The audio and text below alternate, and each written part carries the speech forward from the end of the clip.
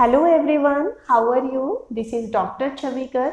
Welcome to my channel Krishna Institute of Education.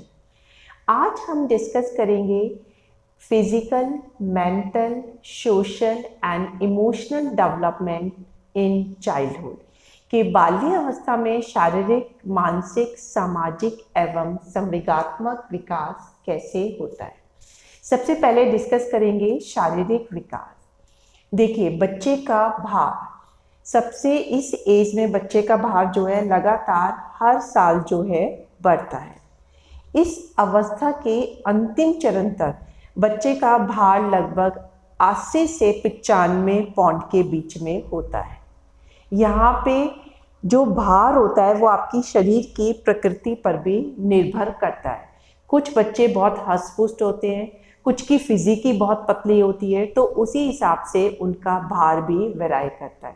जो लंबे बच्चे होते हैं उनका भार ज़्यादा होता है, जो छोटे बच्चे होते हैं जिनकी हाइट छोटी होती है उनका भार थोड़ा कम होता है।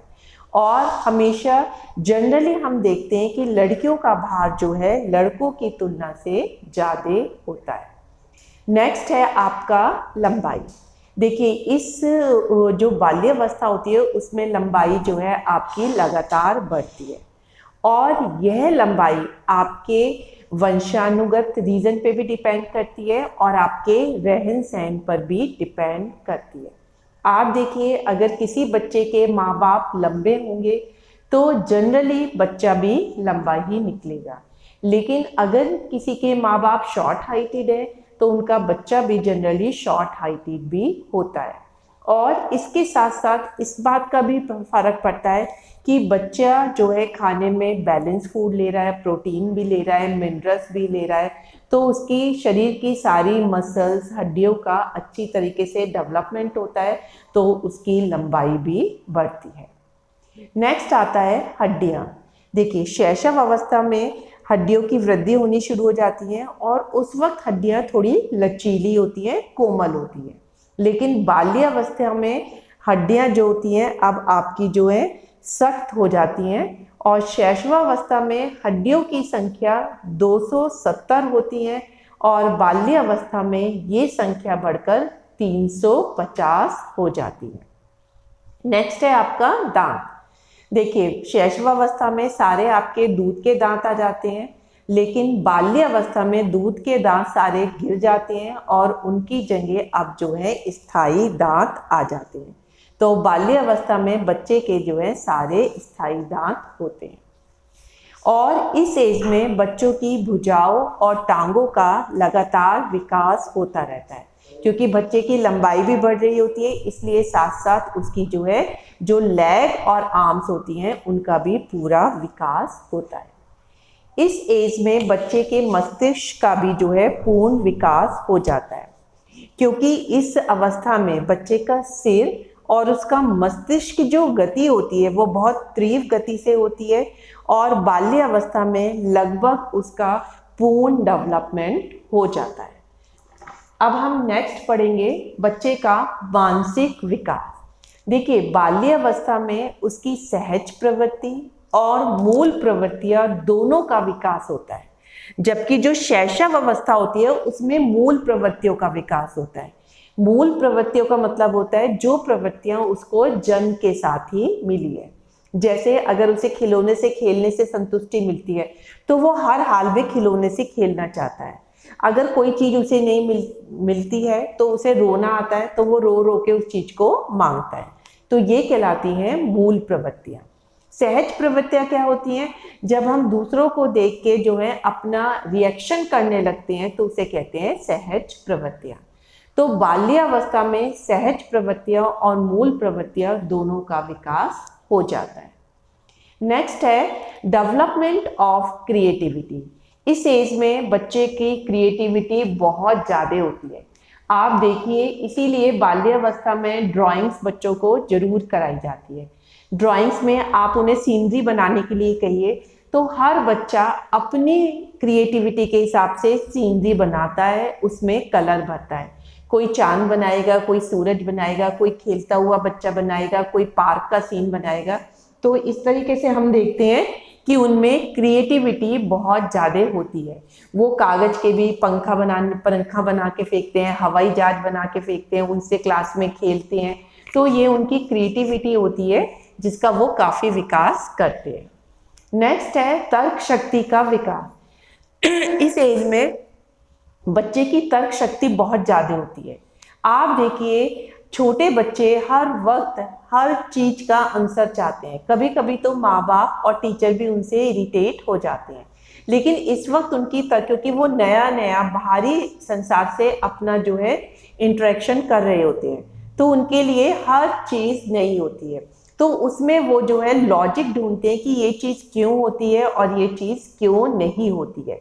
तो उनमें तर्क शक्ति बहुत होती है। अपनी उस तर्क शक्ति को उसका सपोर्ट लेने के लिए वो अपने माँ बाप से बहुत ज़्यादा क्वेश्चन पूछते हैं। तो माँ बाप को उनके हर क्वेश्चन का जवाब देना चाहिए ताकि वो बच्चों को संतुष्ट कर सके। लास्ट है आपका कल्पना शक्ति का विकास। इस बाल्यावस्था में बच्चों में इमेजिनेशन पावर भी बहुत होती है। वो हर वक्त जो है डे ड्रीमिंग में ही रहता है। उसे कभी कोई कल्पना आती है, कभी कोई आती है। अगर वो पिक्चर सुपरमैन की तरह देख रहा है तो वो सोचता है मैं भी सुपरमैन की तरह ही काम करूँगा, मैं भी उड़ सकता हूँ। उसमें बच्चा जो है अपने पास जो है सुपरमैन वाली पावर को चाहता है। वो सोचता है वो जो चाहे वो हो जाए। तो वो उसमें कल्पना शक्ति का बहुत ज़्यादा विकास होता है। नेक्स्ट है आपका बाल्यावस्था में सामाजिक विकास। देखिए इस अवस्था में बच्चे का विधिवत सामाजिक जीवन में प्रवेश होता है।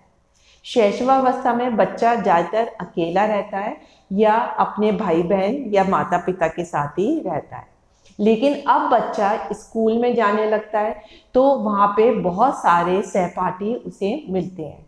तो अब वो उनके साथ खेलता है, उनके साथ पढ़ता है, तो उसमें सामुदायिकता की भावना आने लगती है। तो ये वो एज होती है जिसमें विधिवत सामाजिक जीवन में प्रवेश होता है। नेक्स्ट है मित्रता का भाव उत्पन्न होने लगता है। देखिए अब बच्चा जो है क्लास में बैठेगा तो वो उनमें साथ साथ खाना भी खाएगा, साथ साथ खाना भी मतलब उनके साथ खेलता भी है। होमवर्क नहीं होने पे वो उनसे हेल्प भी लेता है। तो ऑटोमेटिकली बच्चों में जो है फ्रेंडशिप का फीलिंग आने लगती है। उसे पता है मैं जब सबसे मित्रता का भाव रखूंगा तभी मैं सबके साथ खेल सकता हूँ, उनके साथ लंच शेयर कर सकता हूँ। तो इसीलिए बाल्यावस्था में फ्रेंडशिप जो है अब डेवलप होने लगती है। नेक्स्ट है प्रतिस्पर्धा उत्पन्न होने लगती है। अब बच्चों में कंपटीशन भी आने लगता है। जब वो सामूहिक खेल खेलता है तो वो सोचता है मैं ही जीतूं, तो इसलिए वो और बच्चों से जो है कंपटीशन करने लगता है। क्लास में भी अगर वो अच्छा होमवर्क करके लेके आता है, अपना अच्छा आंसर देता है, तो टीचर उसकी तारीफ करते हैं, तो दूसरे बच्चे भी सोचते हैं कि हमारी भी तारीफ हो। तो इसलिए इस वक्त बच्चों में आपस में कंपटीशन की फीलिंग आ जाती है। नेक्स्ट है डेवलपमेंट ऑफ लीडरशिप। इस एज में क्या होते हैं, बच्चों को जो है वो सामाजिक जीवन में प्रवेश करते हैं। वो इतने सारे अपने क्लास के बच्चों से मिलते हैं, टीचर से इंटरेक्ट करते हैं, तो उनमें बहुत ज़्यादा कॉन्फिडेंस आने लगता है। कॉन्फिडेंस आने से वो जो है रिस्पॉन्सिबिलिटी भी जो है उनमें डेवलप होने लगती है। आप देखिए क्लास में जो है टीचर बच्चे को किसी एक बच्चे को मॉनिटर बनाती है। अब वो मॉनिटर सब बच्चों को कंट्रोल करता है, तो हर बच्चे को लगता है कि हमें भी मॉनिटर बनना चाहिए। तो धीरे धीरे इस तरीके से बच्चे में जो है नेतृत्व के गुणों का विकास होता है। वो सब बच्चों को अपने साथ लेकर चलने में एक्सपर्ट होने लगते हैं। लास्ट है आपका समायोजन। देखिए इस उसमें बच्चे को एडजस्टमेंट की फीलिंग बहुत ज़्यादा आ जाती है, उनमें शेयरिंग की फीलिंग आ जाती है। आप देखिए जब आपका लंच टाइम होता है स्कूल में तो सब लोग इकट्ठे मिलकर खाना खाते हैं। उन्हें पता है कि हमें एक दूसरे से एडजस्ट करना है। अगर हम एक दूसरे की बुराई करेंगे, उनकी बात नहीं मानेंगे, तो वो उन्हें अपने साथ लंच नहीं खिलाएंगे या उनके साथ नहीं खेलेंगे।